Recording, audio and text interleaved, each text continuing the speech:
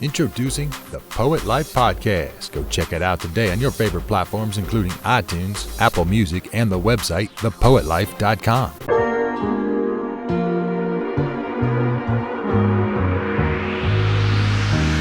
Find a way, find a way. Hey, it's Christoph Wrights of the Poet Life Podcast, and I am excited this morning. First of all, today is an awesome day as far as the weather. It is Saturday morning. I'm not sure what day this will be for you when you're watching it, but I am excited because I have this gentleman on as a guest. His name is Arkevious Armstrong. How are you, sir? I'm blessed, brother. How you?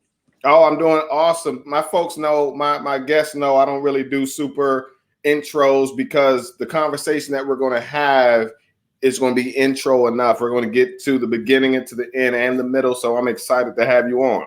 Absolutely, man. I'm excited to be here, man. It's good to see you again. Yeah. Listen, hey, folks, listen.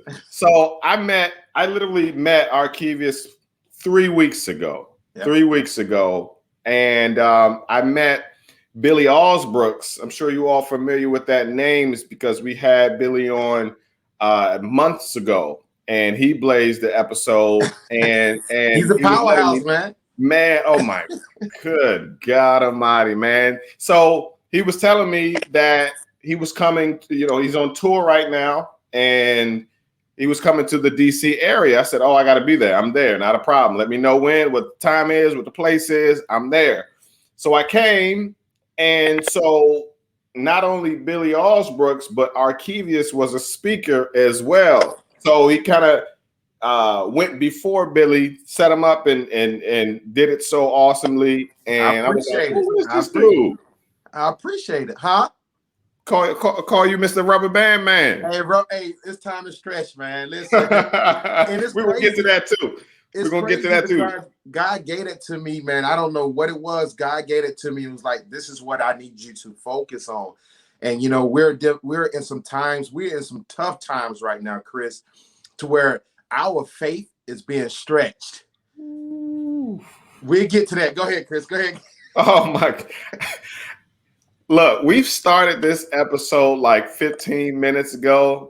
Like we were just having a conversation. It was getting deep. I was like, hold on, we didn't even start the episode yet. Let's hold on. Let's save all this knowledge that we're pouring out to each other and let's go live real quick. So no, we met briefly because I had to leave before the seminar was over, right? But I bought Arkevious' DVD, his documentary, and we'll talk about that too. Absolutely. Before I left out, because I believe in supporting artists, just people in general who are doing some awesome things. But when we were thinking about what we would talk about today, I kind of just let it flow out to where it needs to be. And Arkevious is like, I think we need to talk about authenticity. Yeah. That's a major topic, man. What made you present that? What are your thoughts about authenticity? I think when we look at it, we're watching the world try so hard, Chris, to be something that they're not. We're watching people the biggest drug right now is acceptance. Yeah. And that acceptance is how people want people to view them. And what we are focused on so much is how many people can click, like, and share. How many people can follow. How many people I can get to watch my. And so when you look at it, these are people who's willing to wake up every single morning and tap dance, shuckle and jive in front of the camera for people to say, I like that. And it's like when you are your true self, you're not worrying about who's watching you. You're not worrying about who's sharing your videos. You're not worrying about who's trying to follow you. And again, like we were talking about earlier, Chris, this internet, this virtual thing is here to stay. Right. So now everyone is going to be in front of their phones, front of their computers, trying to do something to get people to watch them, to click on them. So authenticity is, I feel like, the number one thing that I think like people need to start focusing on. And that right there when things get old, when things are over, you can look back and won't be embarrassed. Mm-hmm. You can look back and say, I did it right. You can look back and say, you know what? I'm not ashamed of what I did 5-10 years ago when you was your true self. So again, a lot of these things what people not even taking into consider of, they're looking at the right now. If I can get people to look and view me right now, if I can get people to comment right now, I don't care what the consequences are 5-10 years from now. And so when you're your true self and you're authentic and when you're real with yourself, listen, 5, 10, 15, when you have your kids, you can look back and say, you know what? I'm glad I took that route. I'm glad I was who I am and who I was. Yeah. No, that's good because, one of the house rules for the podcast, and I was just letting you know, I only have one rule, and that's no profanity in our conversation. And I have, several reasons why that is the case. But one of the main reasons is because, again, like you said, this podcast is in the digital world, right? Yeah. And that means it will be here forever, right? And so when I'm gone, I don't like to say the D word, but when I'm gone, my children, I have 3 daughters, right? And so I have 3 too. 3 daughters? I got 3 daughters too. What? Just 3 daughters like me? Yeah. Wow. Listen, I need you to go to my family website, IHave3daughters.com, man. Hey, I will. Yeah. I will. Yeah. And I'll post me and my daughters on there too. Nice. That's love. We need to talk about that.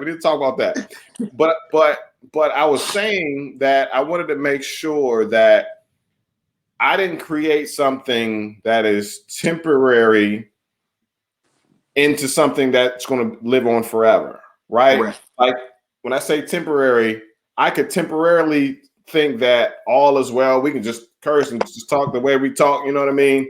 But who knows, even 10 years from now, when I'm in another place mentally, emotionally, spiritually, and now I'm thinking like, man, I wish I wasn't going crazy on my podcast like that, man. I can't change it now and this, that, and the third, and that's what I was telling some young folks about, and I don't down folks who do this, but folks who get tattoos, I don't have any, again, I don't down anybody for getting tattoos, but I want folks to think about this. Like I asked a young guy a question because he started getting tattoos and he was about to start going crazy, getting them everywhere. And I was like, let me ask you this. It's addictive. I got 20. No, I have 20. I get it. But I want people to think about this, right? If you had the ability to get a tattoo at 10 years old, would you be happy with the tattoo that you got at 10 years old? What imagine what that tattoo would be. It'd probably be like a cartoon, a Tasmanian devil or a Donald Duck or something. Let me say this.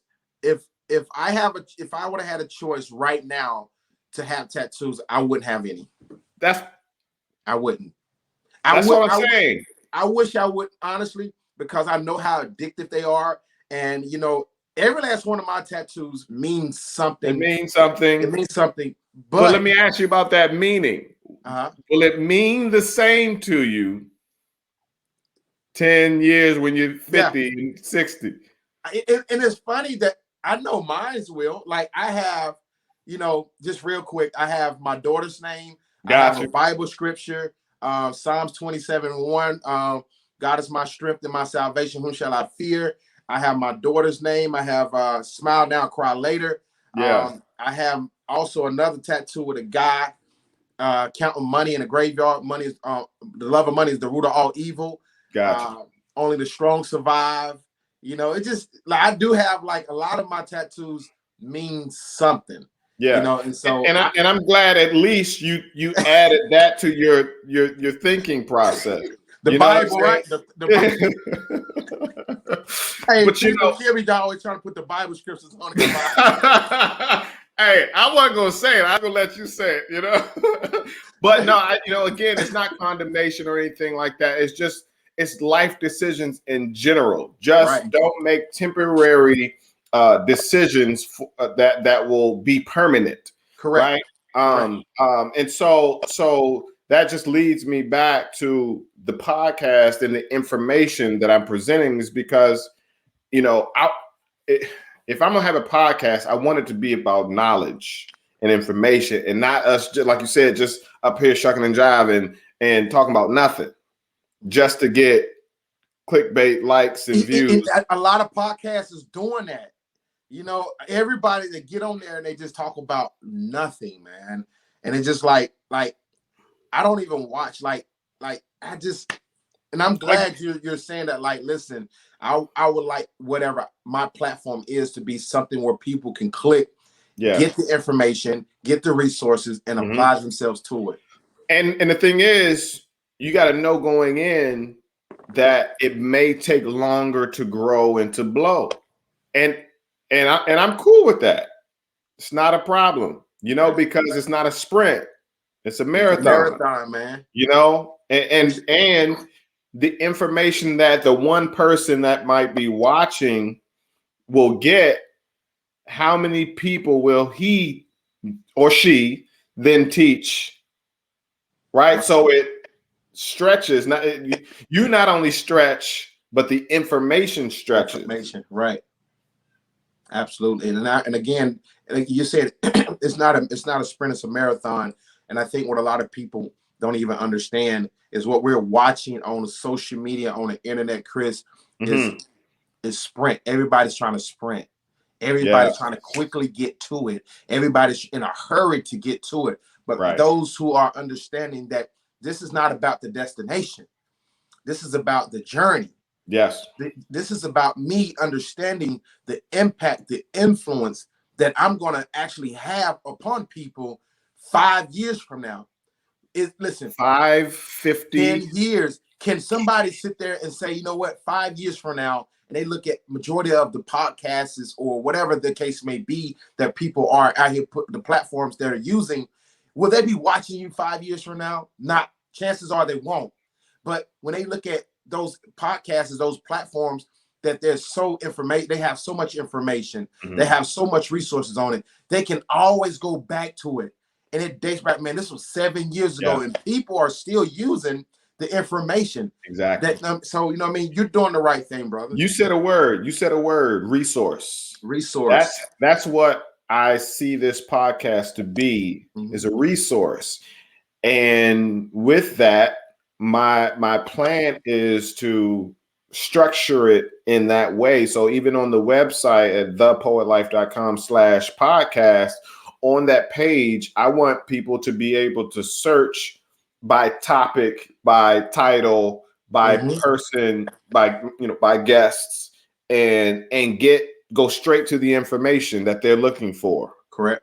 Right. So if they're looking for authenticity, they'll be able to find this episode without having to scroll through all the titles. You know what I'm saying? So I'm strategically trying to structure the site in that way. So again, it's like an encyclopedia of knowledge. You understand? So I like that. And I appreciate you for coming on. And we've never met. I mean, well, we met. Well, we fist bumped. It's COVID, You was real strict about you. Listen, I'm not playing, man. I got 3 daughters out here, man. This was the only one in there with a mask on. Only one in there with a mask. Hey, listen, I'm authentic in the way I. And you sit in the corner. Where can I sit? No, not over there. I want to sit away from everyone. I'm here. That was my first time out. Really? Literally that was an outing for me. Oh wow. That was my first time out. Like I'll go to the grocery store, you know what I mean? But like going to an event, that was my first time. What did you take away from it? From whatever? So much away, man. My perspective is different from a lot of people. The reason I say that, not just the knowledge, but when I walk into a venue, I don't I don't say, oh man, I'm here for just the information. When I walk into the venue, I'll be like, oh man, I can use this. Right. That's one, I can use this for a seminar, for my own purposes, right? But also the professionalism that you all presented. I appreciate it. Water, notepad, pen, yeah. All the person had to do was come and listen and take notes. Take notes and apply themselves, man. Right. And the information and the topics that you are presented on, man, that stretch yourself. That's huge. When I saw you with the rubber band on your hand, I thought that was just like, that's his coping skill. Something, because I got my cousin, he wears a rubber band that's actually broken and he ties it together. That's just wow. For whatever reason. I don't know. But that's a good one. Man, you just gave me another one.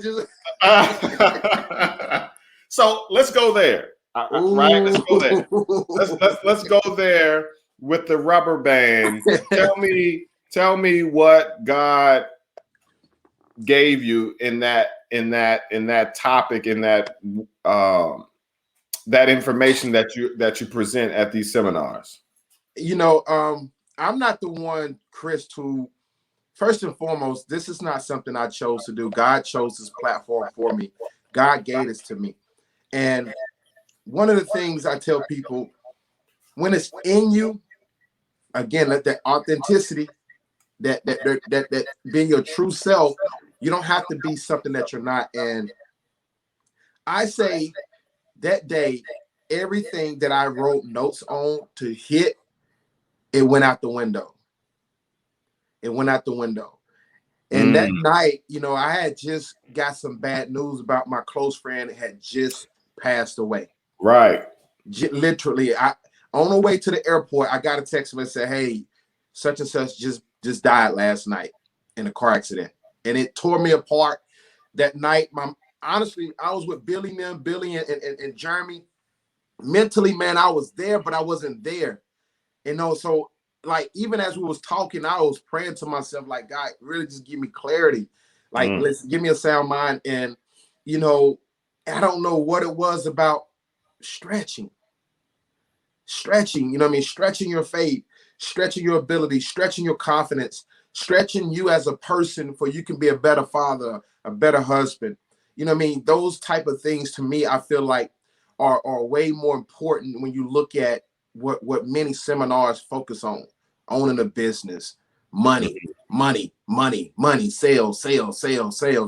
And so when you look at seminars, that's what they're based upon, trying to get you to buy into something, where we're more focused on getting you to buy into yourself. Buy into yourself. Trust God. Understand that there's going to be journeys. And so the whole concept is that we are oftentimes not allowing ourselves to stretch to our truest potential, mainly because of the fear and the uncertainties that life may bring.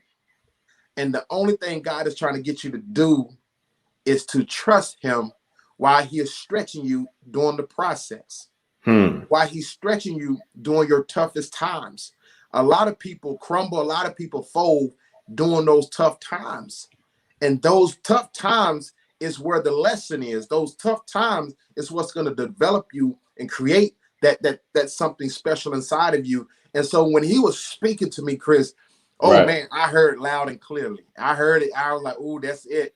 That's it. And I just say, you know what? I'm going to stay there, because there's so many people. I mean, yes, I delivered the stretch message differently every time, but I think it's so important that people understand that you still have something in you. You still have gas left in the tank. You still, listen, you still have more in you than you know. So it's time for you to stretch, not only just your faith, but I need you to stretch yourself. I need you to stretch your capabilities, because at the end of the day, when you look at who I am today and where I come from, there was a lot of stretching.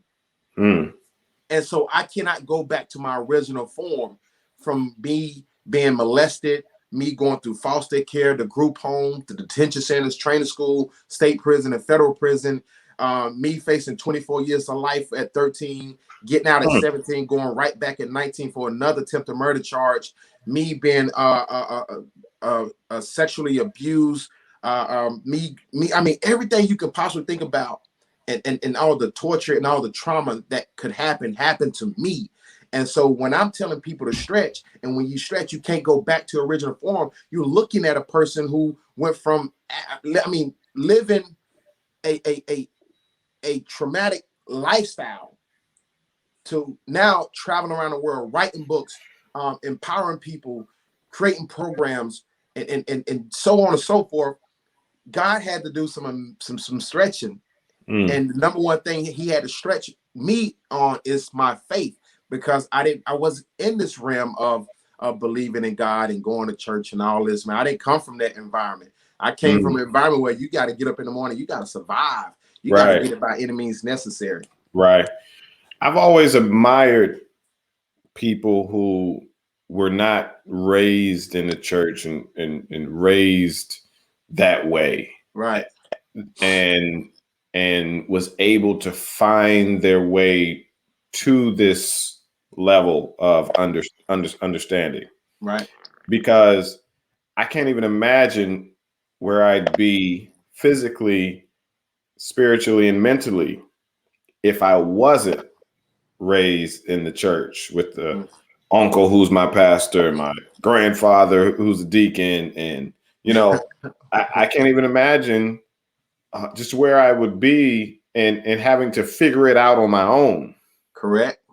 So I admire people like yourself who was forced to go through all of what they went through, right, and still figure it out. Mm-hmm. Because I don't know where I'd be. I thank God that I wasn't brought up in church too. I say that all the time because I'm not a traditional Christian.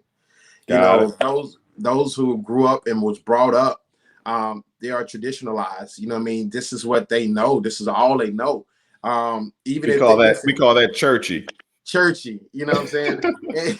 and I'm actually speaking in the church tomorrow, actually. And I don't like speaking in churches. Really? Why is that?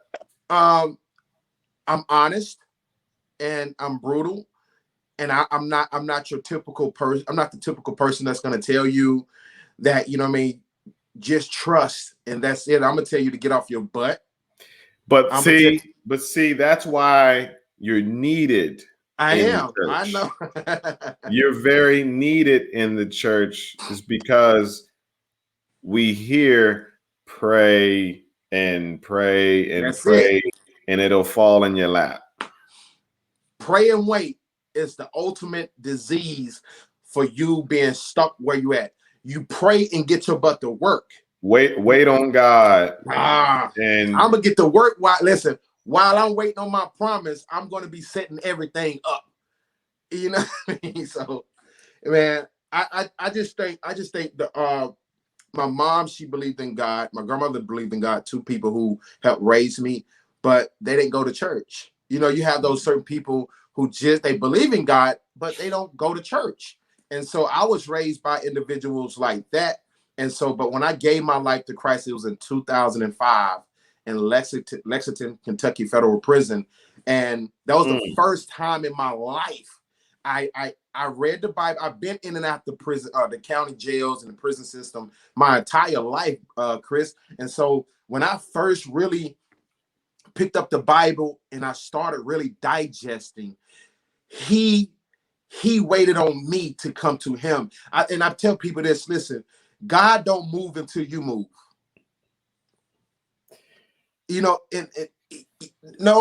Listen, until you move, he moves. God blesses movement.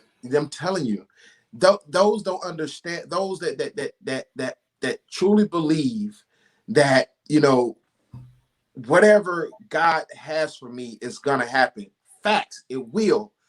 But you have to walk towards that thing. You have to work towards that thing. Whatever the case, if it's a marriage, If you want to be married, you got so many people that are so in a rush to be married. Man, listen, I've been divorced twice. Rushing something, wanting something so bad, wanting companionship, wanted that love because I never had it. And I always ran to a wall every single time. But people don't understand when you want something, when you desire to have something, you have to understand how important it is for you to work on yourself or work on that thing to have it. If you want a husband, guess what? There's some things about you. Are you a wife? Are you a wife? If you want a wife, are you a husband? Because If you you have want to that be business, a wife before you even listen. get in The the Bible position. says, "He that findeth a wife findeth a good thing." She's already a wife before you find her. Listen, she's already a wife before you find her. He who findeth a wife. It's not he who finds a Not who woman and turn her makes to a a wife. wife, not who makes a girl a wife. You can't, man. Man, that's a whole nother subject. Listen, man, You know what? I wanna take a step back real quick, and I love this conversation because I told you I just wanted to have a direction, and we can go whichever way we go. But as far as the stretching, right? If we related it to artists, poets, right? Especially poets, right? And poets have been raised in there's no money in poetry. There's no career in poetry. You can't do this full time. You can't do major things in this art form, which makes no sense to me.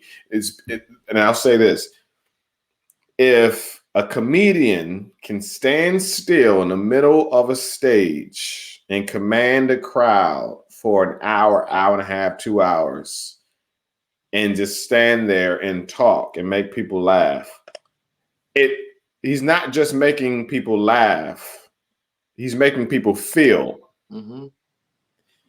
If a singer, if a speaker, a public speaker, he's making people feel. Yep. Why can't a poet do that? I'm gonna tell you why. It makes no sense to me. Listen, I hope whoever watched this after you release it and they hear this part, understand that your poetry is art. Your job is to paint on this blank canvas something to someone that can feel it, understand it, and apply to it. Meaning that everything that you put out there, you putting your heart into it, you putting your soul into it, you putting everything, your whole being into this, whatever you're standing there and you're releasing everything out. And your job is to make people feel what you're saying. But the ultimate key, you have to be creative. So you have to be better than those who they have watched before and heard before. You have to be innovative because you have to know what I'm gonna have to do something different. See, the whole ultimate thing about this whole industry, because rap music, R&B music, country music, jazz music, all of this is poetry. Right. But you know what? I'm glad you said that. Rap is poetry with accompaniment. Yep.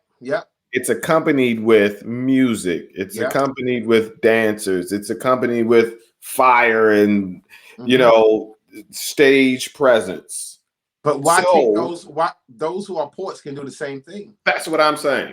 And so when we talk about stretch, you have to be creative. You have to be innovative. You have to say, you know what? When Billy told me and shot me those dates, I said, bro, you don't even know who you just added to the roster. My job is not trying to be the best or try to amaze him. My job is to Archivious. Now it's the time to be you, because the world haven't saw you. So you have listen. Billy have people normally probably he joined on his tour just to speak. Man, I have different plots. I have different things to get people engaged, to get the message across. So I have to be creative.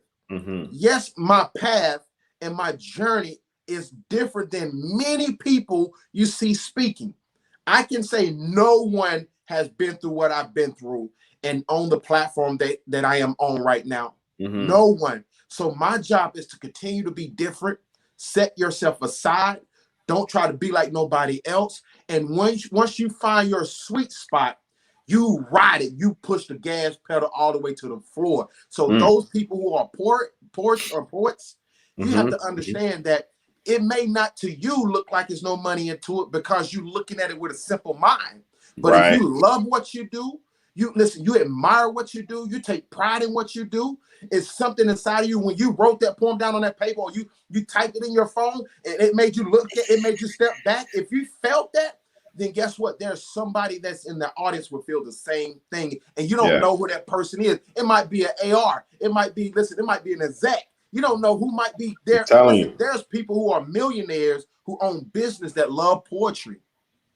And you can take your poetry and put it in a book.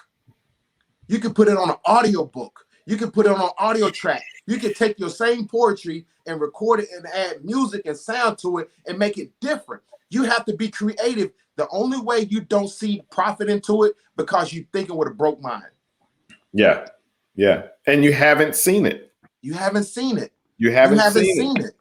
You haven't seen it. You have to be different than what. Listen, I tell people, stop watching everybody else and focus on yourself. Don't worry about who's good, who's great, listen, don't worry about who's doing what. You sit down with yourself, listen, it's time for you to get along with yourself and really start pouring out your soul. That's why, to me, I feel like when you're starting to listen to a lot of these artists now, and you listen, you can hear the pain. They're letting it out. That's what's making them really get the notoriety. I'm saying it, I'm sorry. Them getting attention. Yeah. Them getting a platform because they listen, ooh, you was wrong with that. Yeah. Poetry the same way, man. Listen, at the end of the day, people got to look at it. What am I bringing to the table? Right. And how can I be different? Yeah. If a person who went up before me blaze it, I'm about to set it on fire. I'm about to set it on fire. Good. And again, that authenticity, that being yourself, being real with yourself. Sometimes you listen, and a lot of times, a lot of people can't be themselves because they haven't pulled the layers back. Right. They're still, listen, poetry is, listen, it's emotional, it's psychological, it's mental.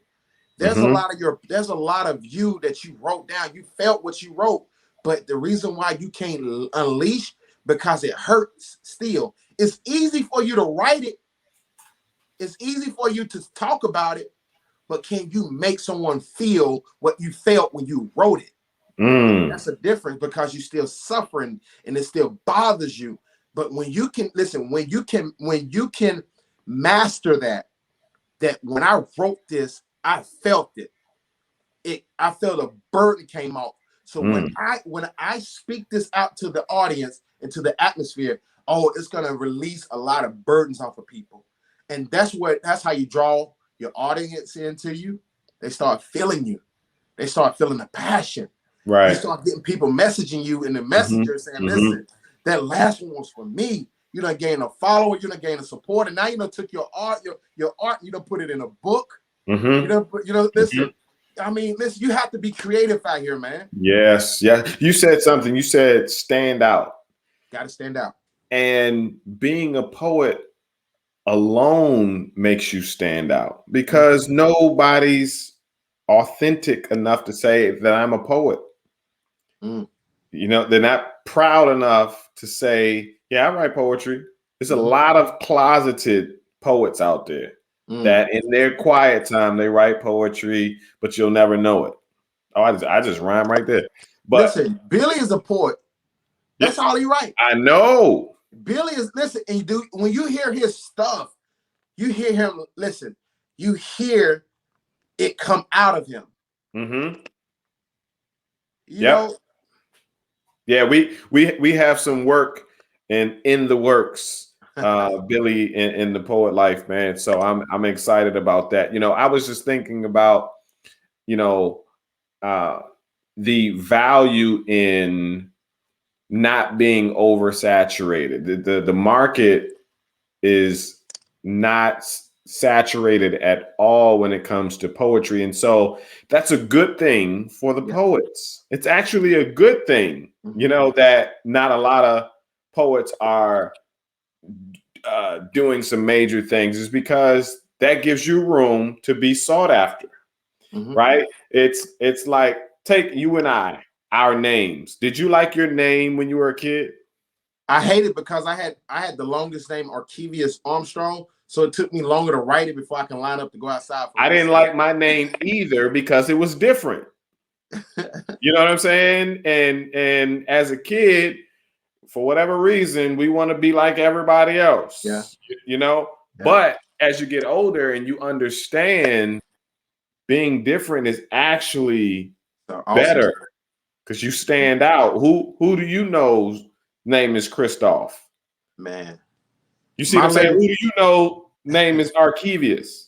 Oh, I had a lot of people naming their sons after me too. Really? Yeah.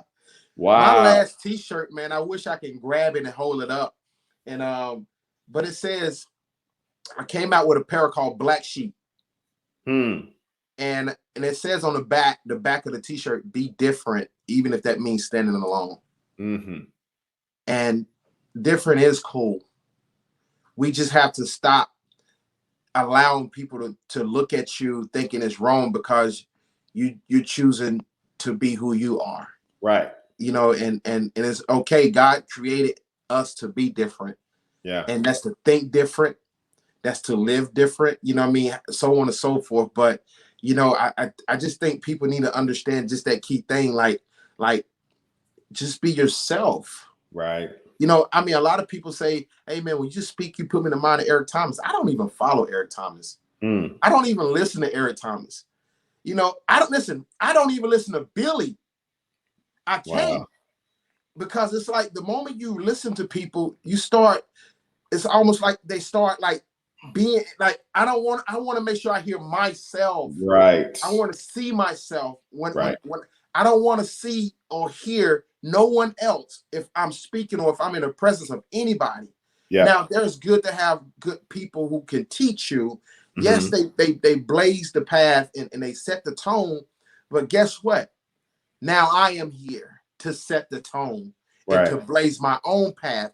And poets have to look at it the same way. There's so many poets before you.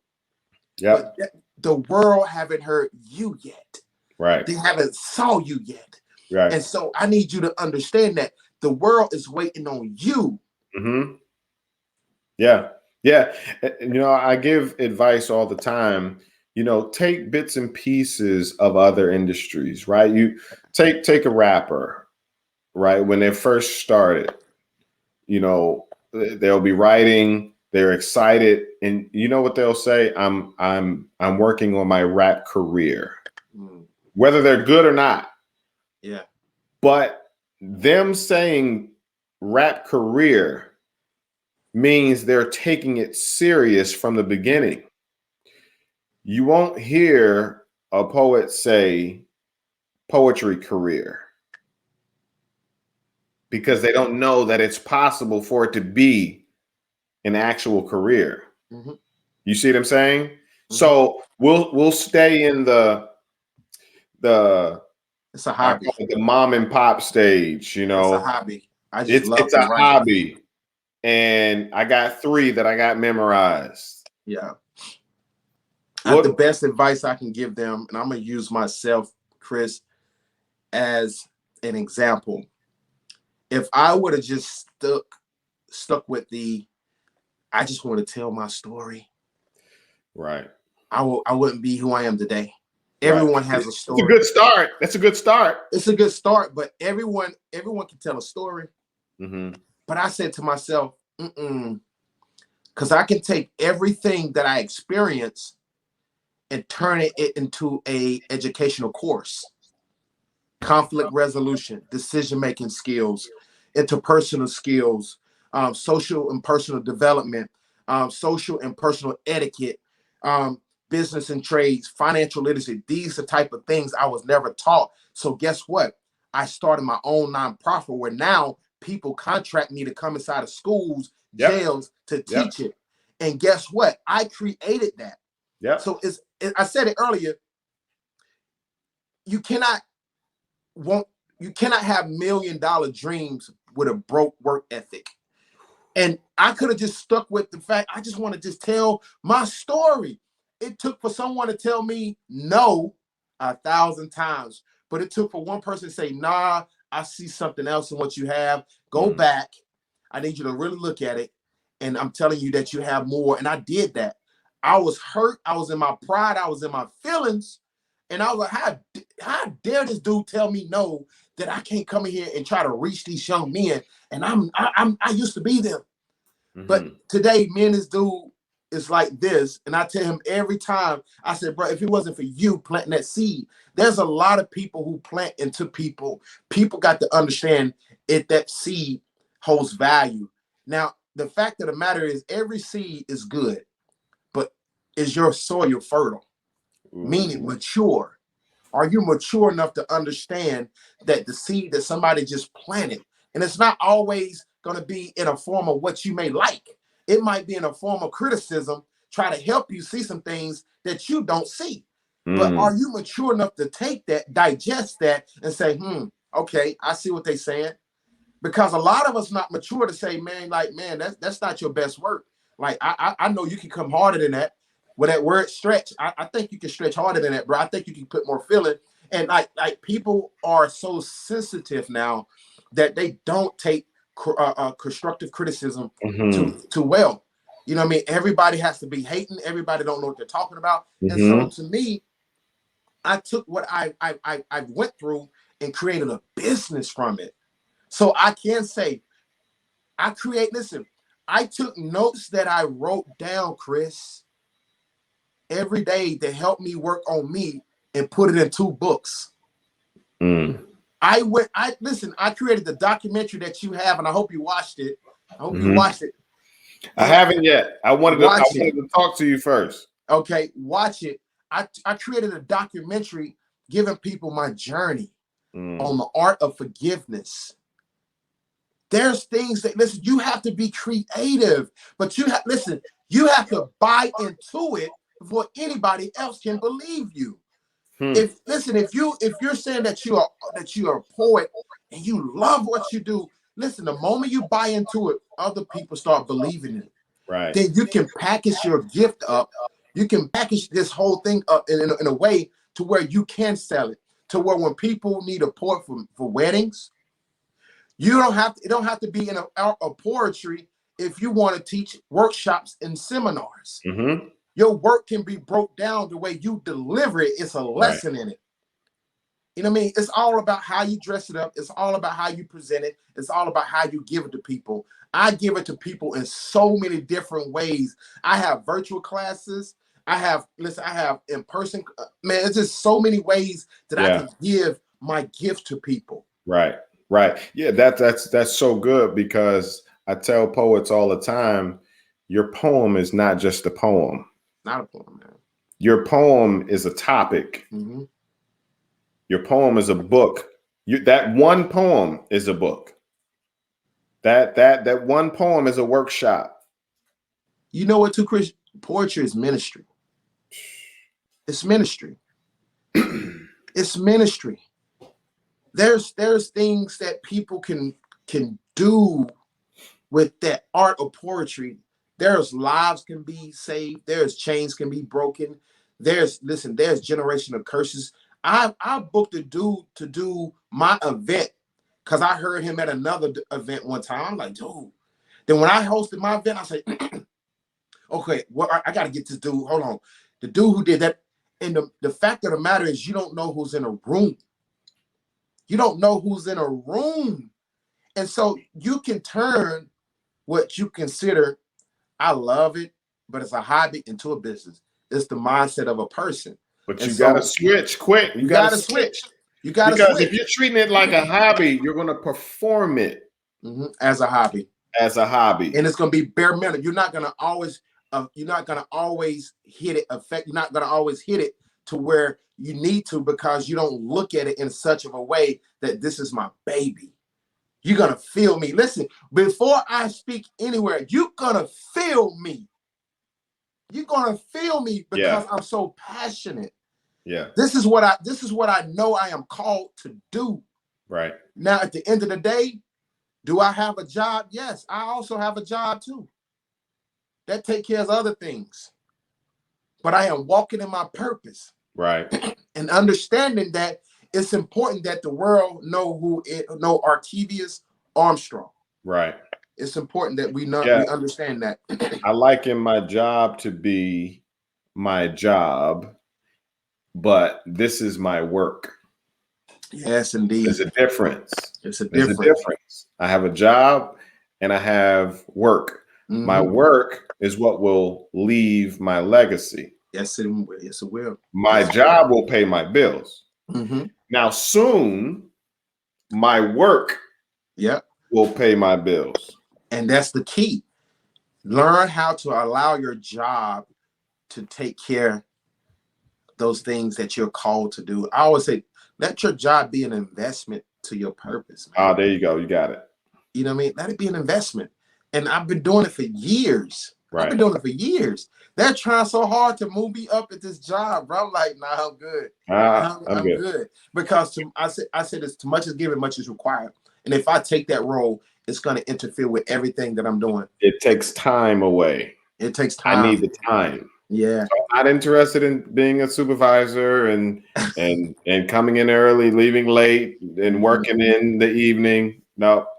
Yeah. It's not me limiting myself, but that's not where I'm called to be. Where I'm at. That's why and so we just got to understand that, man. And I encourage people to. This is the time that when we're tested. This is the time where we need to be discovering that thing, that it factor within us. This is the time now for us to really just pull out everything we got inside of us. And I always tell people, like, bro, like, it's not going to be pretty. You may not do it right. You may not listen. You watching everybody else and you seeing how professional they are with their content. You seeing all the likes. You seeing all the followers. You seeing all the great setup. Listen, do it and do it raw. And you would, as you go, you would develop new things, information, how to critique, how to do your stuff. Man, like for many years, I'm just not, and people is not going to tell you how to do it right, but you have to do your own research. You have to do listen, you gotta look this thing up. I'm just starting to learn how to do my own thumbnails to my YouTube.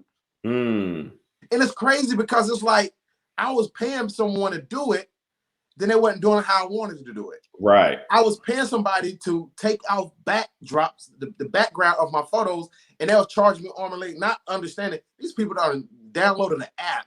And I'm like, wow, I'm starting to do it now because there's tricks and traits to everything you do to make yourself stand out away from everybody else. Right. And it's the time now to where you have nothing but time because everything has slowed down. It's picking back up. But now you have time to really sit and say, you know what? How can I transform? How can I recreate? How can I redevelop myself? And so you need to, instead of watching all the TV shows, watching all the games, instead of trying to do all the TikTok videos, instead of trying to watch everybody else operate in their greatness, it's time for you to shut out all the noise, turn off everything, and get to yourself and find out what can I do to better what I got.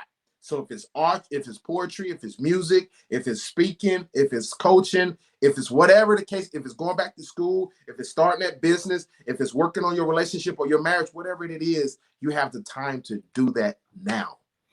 Man, this COVID season has been the perfect time for the artists. Yes. To sit down and say, okay, all right, this is an opportunity, not oh, my stuff got canceled. I get it. I understand. All right. So this is how you learn how to pivot. Yeah. This is how you learn how to become international because you're getting on everybody's Instagram open mic. And now folks in Jamaica and Africa know you. You see what I'm saying? It's the perspective. on it. There's opportunity in the drought. This man, do you know how many people became millionaires during this time? People are capitalizing off of this, and there's so much room to capitalize. And you said something, this is the time to pivot. Many people don't know how to pivot. Many people know how to lay down. Many people are so content and comfortable with, like, I got hit, I'm just gonna stay right here until the pain go away. I'm just gonna stay right here until they no. People need to understand that life hit, and when it hits hard, but it's important for you to adjust, step back, pivot, and come back swinging. So COVID has shut down many things. I've lost many speaking engagements last year. I still had some.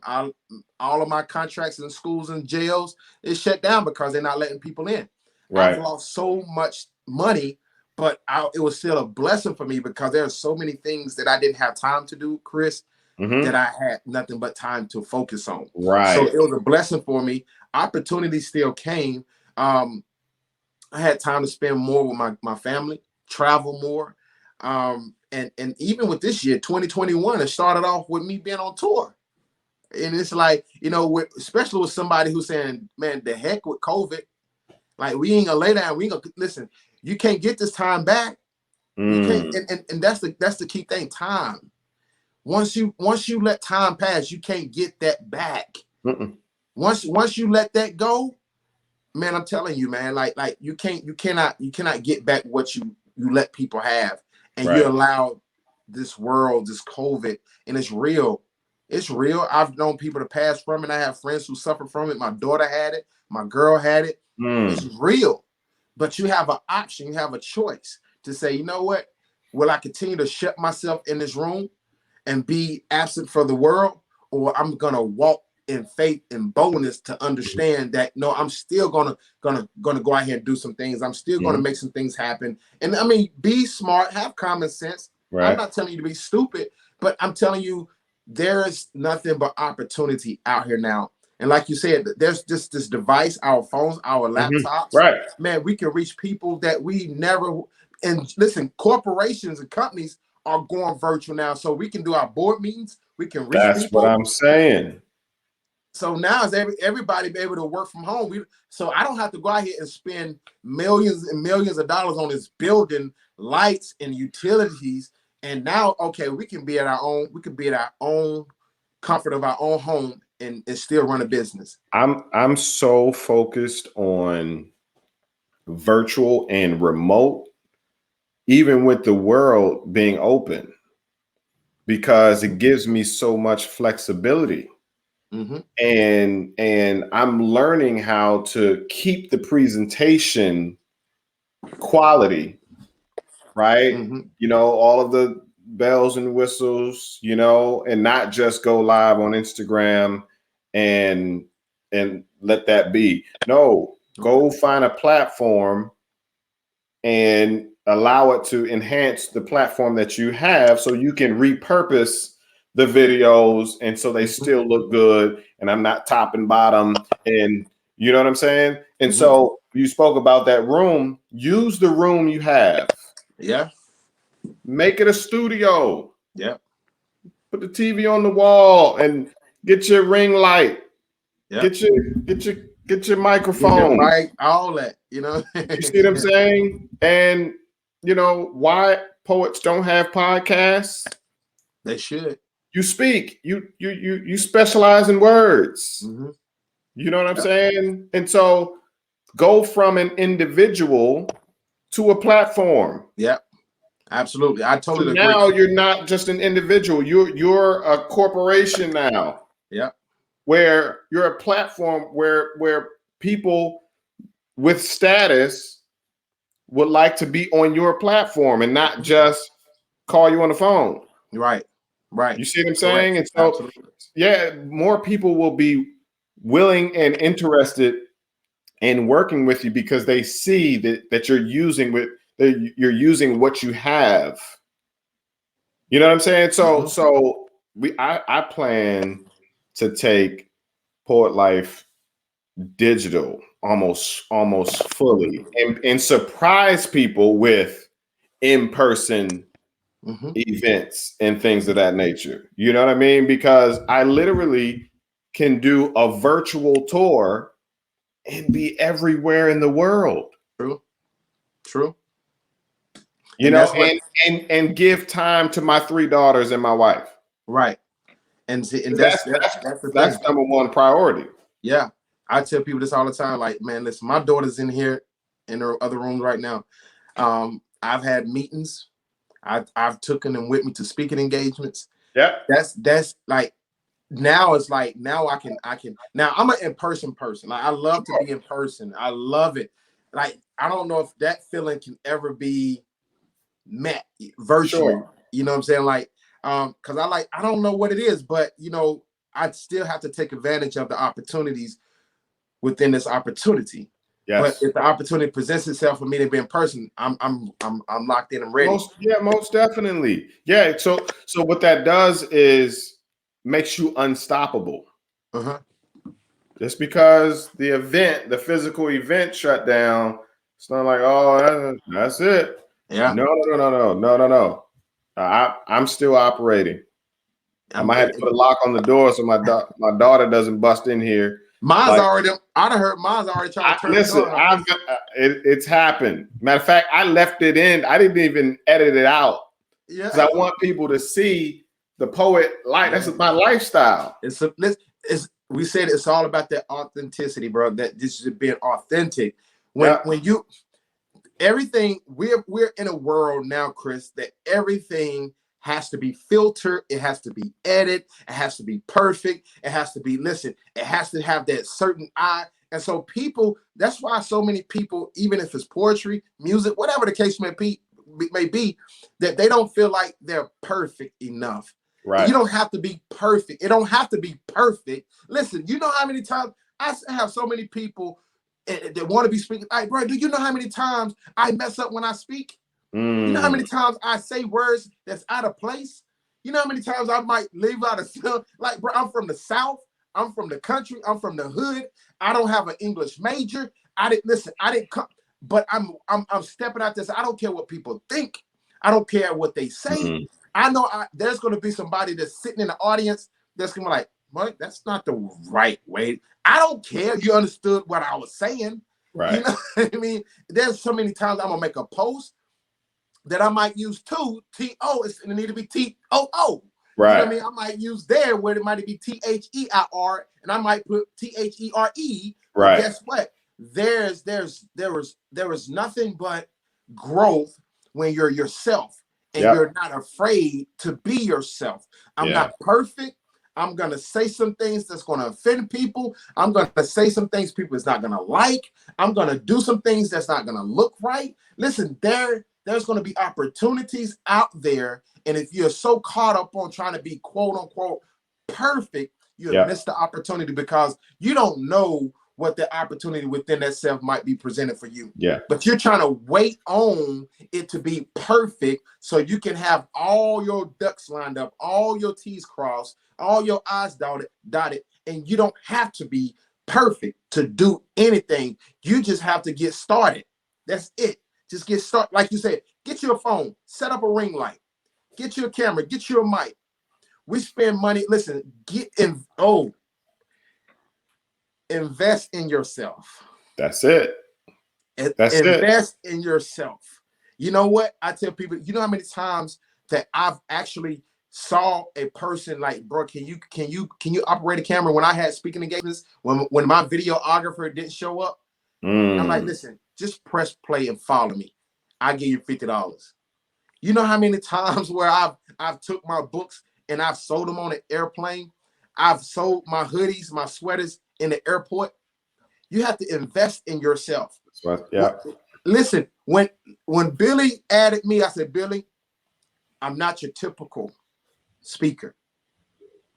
I'm showing up ready, meaning I have my retractable banners, I have my backdrops, I got a $2,000 camera sitting behind. I have ring lights. I have skirts. I have business cards. I have poster cards. I have books. I have Mhm. DVDs. I have apparel. I have posters. Thank I've you. invested into myself. Thank you. That's it. So, That's listen, it. when you added me, bro, you added quality. You know, and so you have to understand, I've been doing these things the whole time in COVID. Like, you know, what else can I add value to? Thank you. Use this time. Because Billy wouldn't have called you if you weren't prepared. Man, listen. And it's crazy because the story behind Billy and me connecting was so crazy, man. I'm going to try to say it within a minute. He came to Charlotte. I don't listen. I told you I don't listen to those speakers, right? If you go to my IG, I don't follow no professional speaker. I don't follow no celebrities. I don't follow nobody that I feel like that's in the same industry or lane, because I'm focused on me. Mm-hmm. I'm focused on me. So someone, right, the dude who's creating my motivational tracks right now, and he said, bro, you need to check out Old Boy. So I hit play. I said, oh. I said, man, that's raw. I said, this is what I'm kind of looking for. And so I'm like, Billy Alsbrooks. I said, I never heard of him. So I go to IG. Okay, white dude, gold teeth. I'm like, what the world? Yeah, that threw me off too. I thought it was, I thought it was black. I didn't, and I was like, okay. Yeah, and so I messaged him and was like, bro, like, I love your content. We'll share the same space one day. What year was this? This was in November last year. This is in September, October last year. Of 2020? Of 2020. And I'm on tour with him now. Hold on, listen. So I have a video on my Facebook page where I said on a page that I'm speaking into existence that I will be on tour with this guy. And so I was like, bro, like he was like, man, awesome, I appreciate it. He said, man, go to www.xyz, check out and see if we're gonna be in your city or not. And I'm like, okay. I went there. I'm like, oh, I'm in Charlotte. Right. I said, man, you're gonna be in Charlotte November the 22nd. He said, bro, get your ticket, man. He's out and we can sit down and talk. So I'm like, bet. And so I'm like, bro, you need to let me this is my hometown. Like, you need to you need to bring me in on this. And so he was always like, man, 100, gave me the 100%. And was like, you know what I mean? We'll sit down and talk. So I never spoke, but I bought a ticket, Chris. That weekend, I was on a camping trip with my friends. It was a couple's camping trip. We was in the mountains. We just slept out in the woods for 3 days. It was in November, so it's cold. It's kind of damp. And so Sunday come, I get home, I shower. All I want to do is lay, relax. I don't want to go. I've never been to a seminar, Chris. His seminar was the first seminar I have ever attended. I've spoken at seminars, but I never attended a seminar and was like the guest or attendee or whatever. So I got there, I bought a t-shirt, set up front, bought his book, set up front. Cause I'm like, listen, I've been all in this dude DM. You better show up. And so I showed up. He saw me up front. We dapped, man. I took notes the whole entire time. And so afterwards, I was like, bro, let me take you out to eat. Cause I just need to if I can sit down with you. You know what I'm saying? So you're like, man, I don't know. He said, I got me and my Jeremy's the other guy you met, right? Right. So it was him and Jeremy. And so he was like, man, I don't know. We went across the street to this one. I said, nah, let me take, this is my home, man. Let me take you out to one of my favorite restaurants.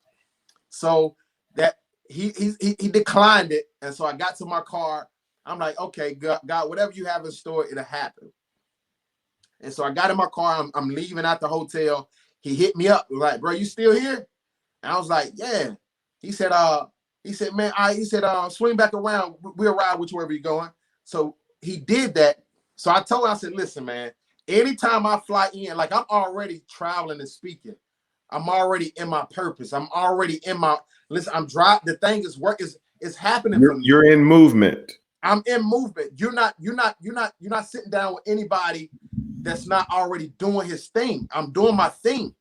And so I said, man, listen, every time I fly somewhere, if someone offer me a meal, I take it, bro. Like I don't turn down meals because they showing their hospitality. Mm. And and if you look at other cultures, you're never supposed to turn down someone offering to give you something. That's Yep. hospitality. It's almost like a slap on the back of a hand. Yeah, And I lived in South Korea for a year. I know what you mean. And so, but I understood, him in other aspects. So we went to my favorite spot. We ate, we talked. Man, we get out, we leave, and Jeremy was like, "Bro, I think your car gone. I think they done told your car." And so I'm looking around like, "Where's my car at, man?" Bro, they done told my car, man. Whoa. And so here it is. I'm trying to show some love. I took him out to eat. My car done got towed. We walking. So now we walking. This dude loves unsweet tea. He loves it. And so this dude, Unsweet tea? unsweet tea. I said the same thing, but this dude loves unsweet tea. Okay. And so he was like, "I need some unsweet tea." In my mind, I'm like, unsweet tea? Man, my car just got towed. I ain't thinking about no unsweet tea.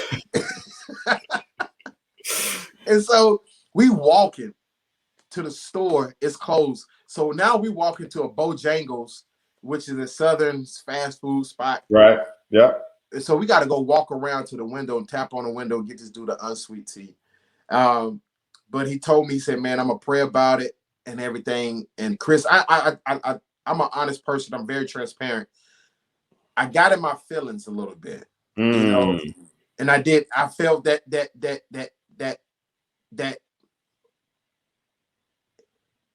pray about it, like, bro, like you're like greatness is, and I feel that confident about myself, like greatness is in front of you, like you don't even know, like it's at any moment now. And I tell people this, like any moment, like I'm in my moment, but it's at any moment, this thing, and you're going to look back and say, "Man, I should have did it," and it's going to be too late. Like, I think like that.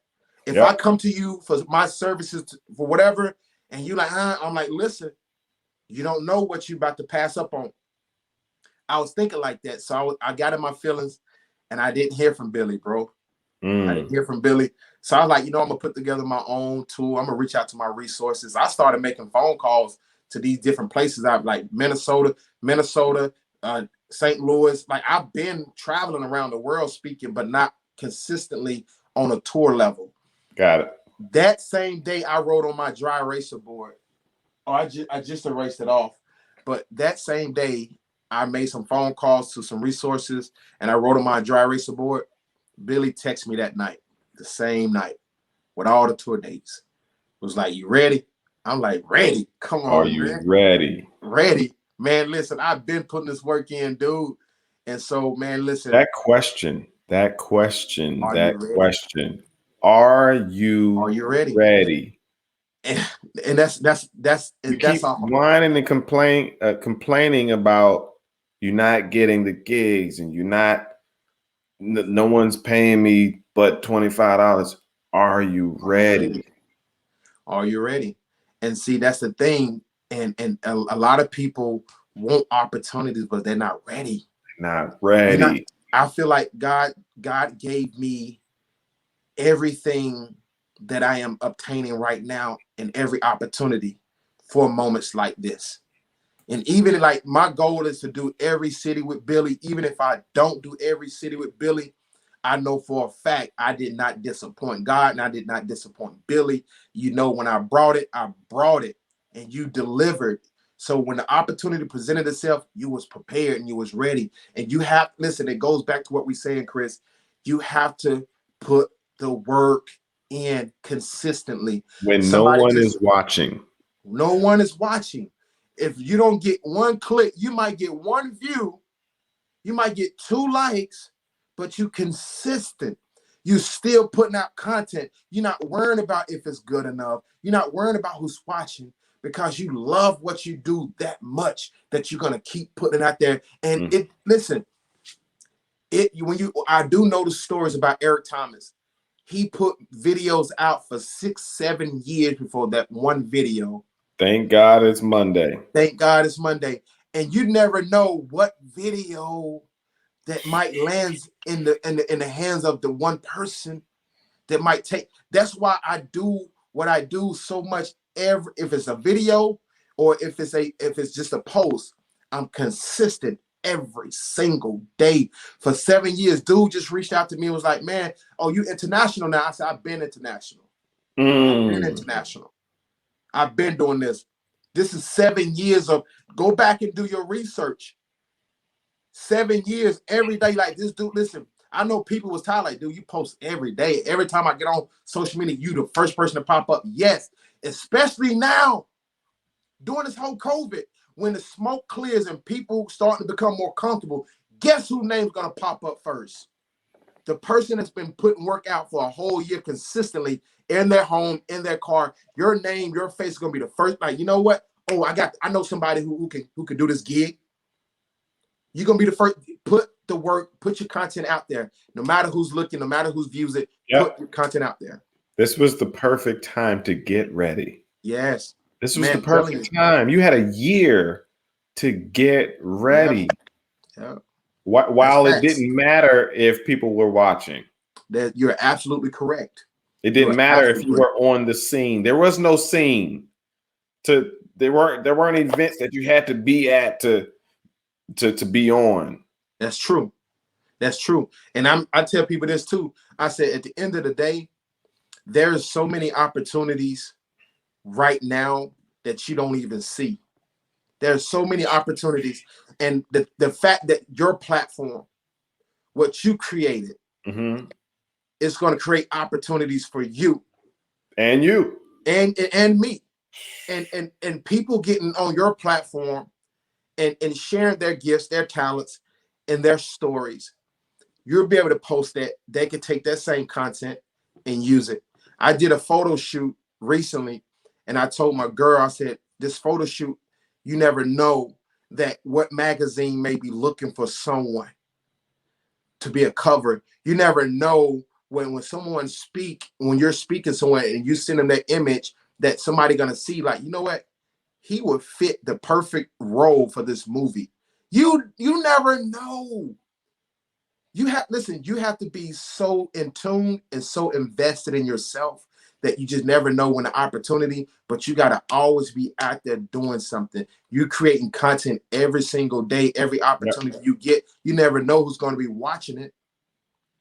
You never know that I'm a guest on your show and I might be I am the next big thing. Let me say that. Yeah. That you can go back and say, dude, I remember I had him on my show. You know what I'm saying? But you created and you provided that platform. Right. You look at the Kevin Harts.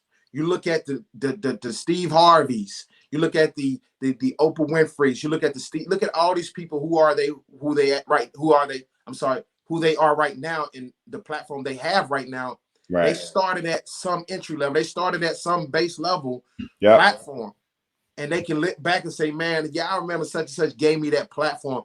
I can look back and say, Billy gave me that platform.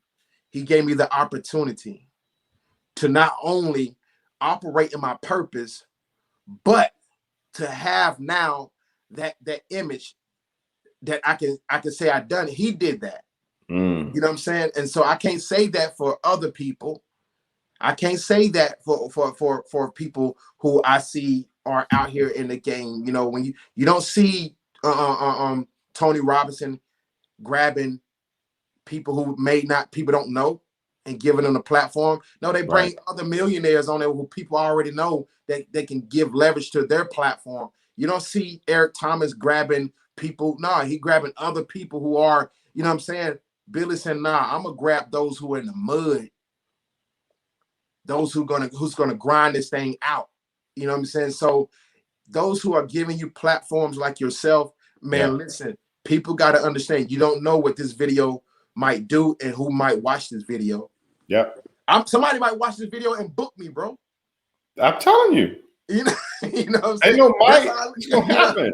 That's how I look at it. People and I'm vouching.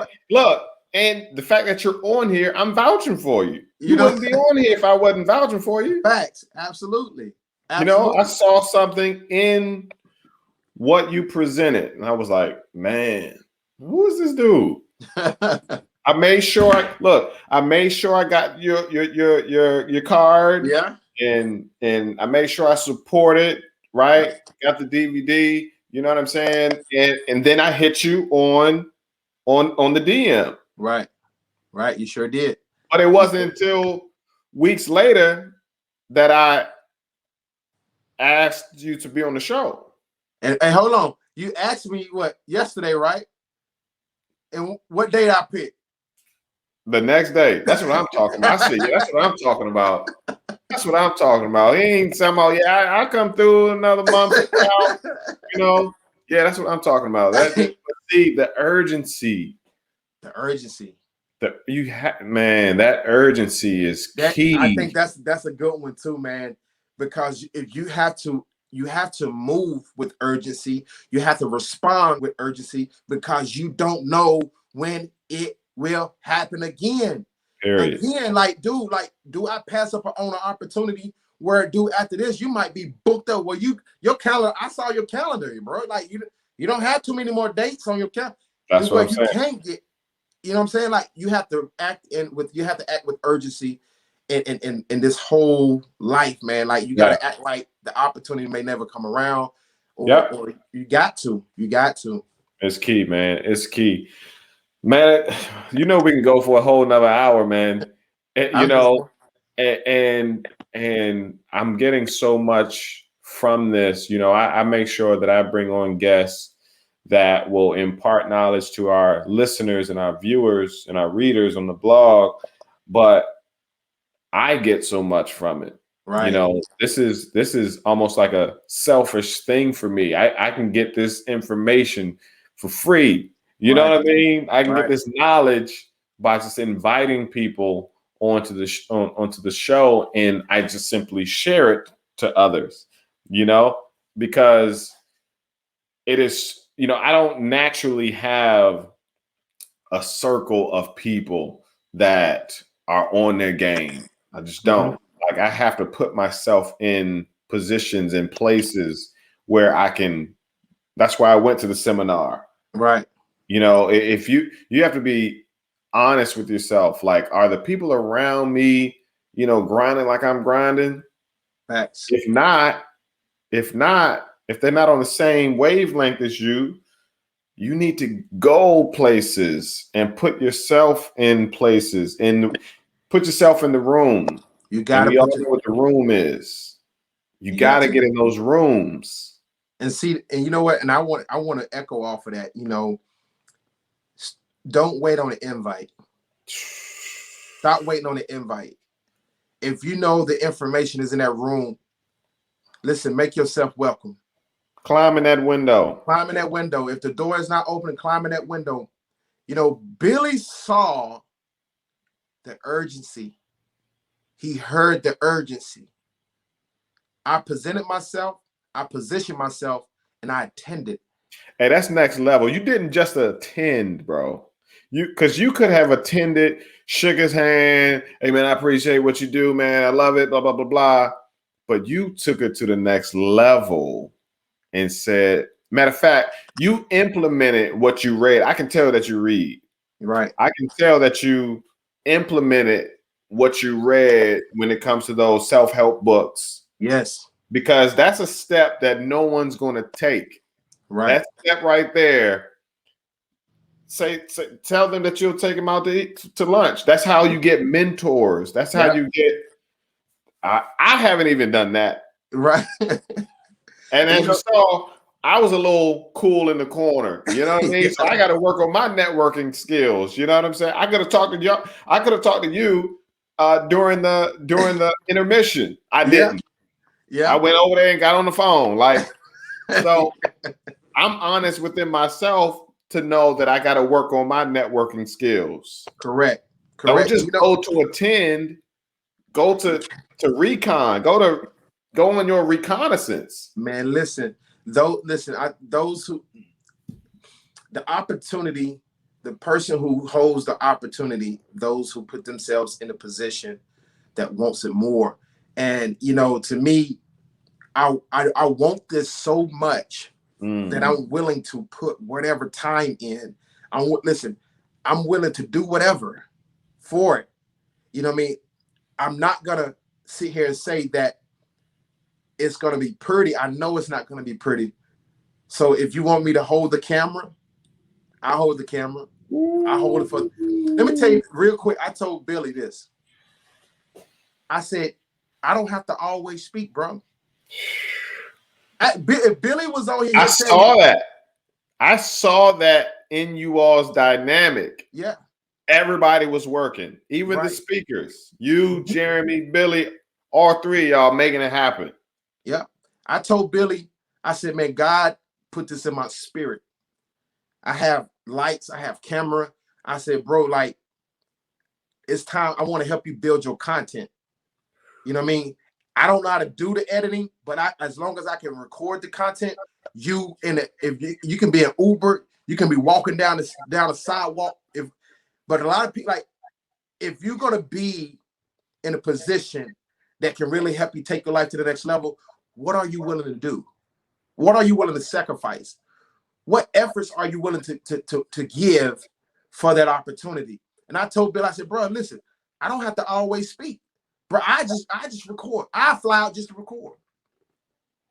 And so those type of opportunities, when you put yourself in those type of opportunities, you know, there's nothing but good gonna come from it. I'm saying that what if now that everybody is starting to open back up now, big endorsements come, and guess who? Hey, bro, like you still beside me, and you when everybody kept saying they quote unquote believe in what I do, you still beside me. Listen, me and Billy, listen, believe it or not, we don't even know each other that long. We bump heads. I told Billy, I said, that's healthy dialogue. That's healthy dialogue. I said, it's not tension. It's two men who are passionate, who are strong about what they're doing. I told Billy, I said, listen, Billy will tell you, dude, I will shake your hand, look you in your eye. I said, Billy, I said, the first night I talked to you, what I told you, what did I want from you? I said, nothing. I don't want nothing from you. I said, what are you giving me? Nothing. Dude, this is God's work. You know, and I said, bro, I told you, listen, I'm with you. I said, will it be pretty? No, because I'm passionate.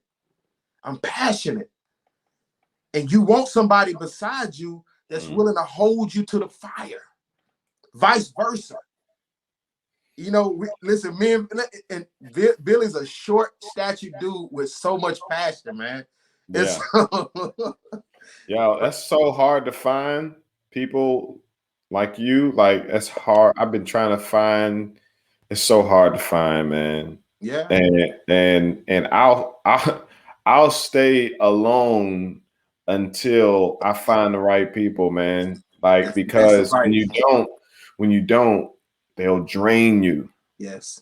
Because all they want is knowledge from you, information from you, your resources, but where are the people that will add value to you? Like, will bring things to the table, you know, and hold that table up. Yeah.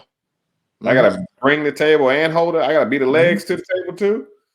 Man, listen, if people see, man, I was telling my girl, I say, you know, Billy has decided to restructure everything he done before. And the best time is to bring in hungry minds. The best time.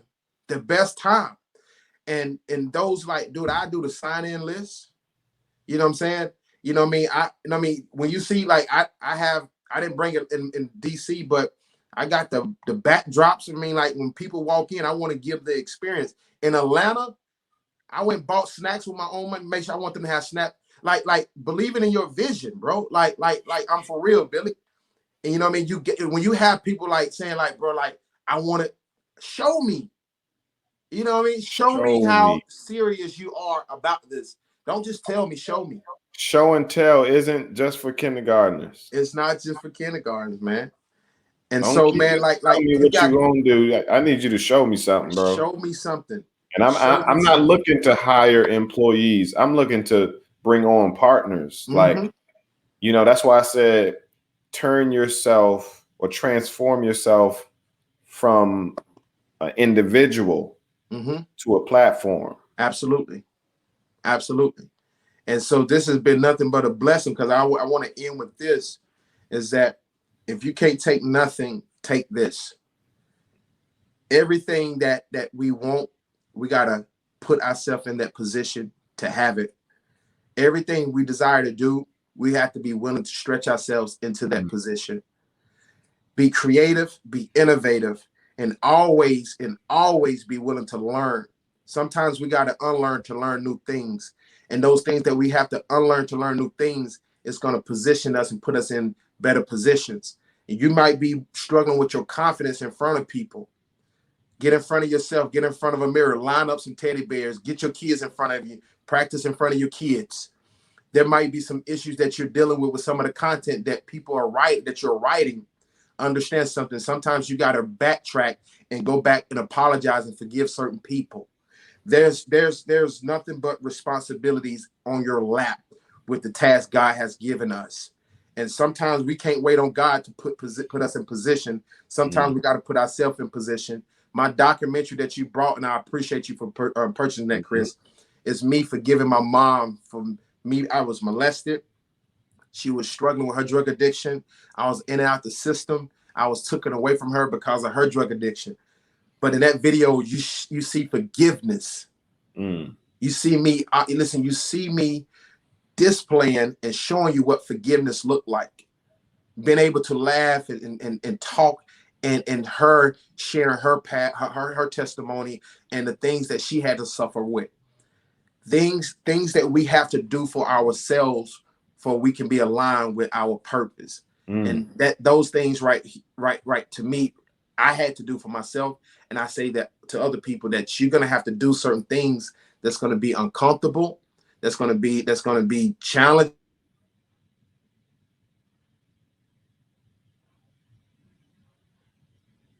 Do so, man. And so again, stretch, build, evolve, recreate, redevelop is the number one thing. But most importantly, man, stretch. And can't forget, bro, you have to be authentic. Be authentic. Be yourself. And I'm telling you right now, and the world will adjust to you. I love it. That was the perfect ending, man. And I really appreciate your time on a Saturday morning. See that right there. That's urgency. Like who working right now? Hey, before I start this back up, before I start this conversation back up, man, it's the Poet Life Podcast. Everybody watching, listening, reading, go to thepoetlife.com/podcast to see all of the episodes. Again, I tell you, this is a resource, right? So go and check out the other episodes. It's not to be entertained. I mean, even though we give you some of that, but the information that you're going to get, the knowledge that you're going to get from these guests like Arkevious Armstrong you can take that with you and run with it, right? And you want God to bless you, you got to be in movement. You got to be in movement. God blesses those who are moving, right? And so God moves when you move. Most definitely. God still moves. God still moves. Man, I want to definitely, like, if people want to reach me, man, yes, like go. I said, my IG is ArkInspire81. That's on Instagram. If you want to follow me on LinkedIn, that's Arkevious Armstrong. I'm on Twitter. That's ArkInspire17. Facebook, Arkevious J Armstrong. Support what I do. You can get my documentary, The Journey to Greatness. That's on my website, www.arkinspire.com. You can get my book as well as my motivational posters. I didn't have my posters in DC as well as my book. I didn't want to travel with a lot, Chris, but man, you got to check out my book. Definitely, that's my book is a book that also focuses on affirmations, but most important is a self-assessment book that helps you pinpoint things we may be struggling in our lives, and I give you healthy solutions how to work towards it. And I've always said, listen, knowledge is not power, applied knowledge is power. As well as Chris, you got to check out my motivational posters. It'd be dope in your studio back there, your room, bro. Sweet. Yeah, all of this on www.arkinspire. That's ARK. There you go, INSPIRE.com, and you see all the things that are on the store as well as the tour dates. If you're looking to we're going to be in Texas, Houston, Texas, in 2 weeks. After that, we're going to be Canada and Chicago. And so to God be the glory, man. Like Billy say, man, God still moves, man. During this pandemic, God still moving and doing his thing. Yeah. Listen, everybody, it's the Poet Life Podcast. Y'all enjoy y'all weekend and the rest of your week. We out. Be blessed. Introducing the Poet Life Podcast. Go check it out today on your favorite platforms, including iTunes, Apple Music, and the website, thepoetlife.com.